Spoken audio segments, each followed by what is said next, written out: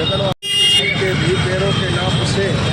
डरना नहीं किसी से भी पैरों के नाप से आखिर में फिर ये जीती हुई जाएगा गीता જેનિત ક્યાં ગયો? જેનિત संदेश ખાસ કરીને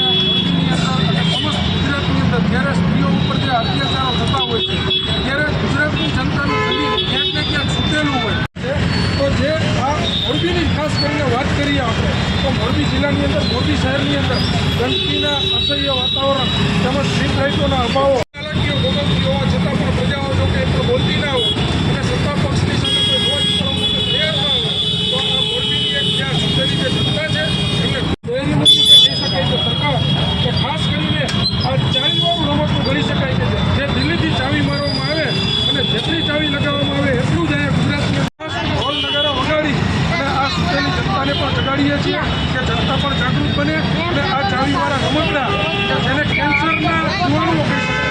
જ્યારે મોરબીને મહાનગરપાલિકાની સત્તા મળેલી હોય ત્યારે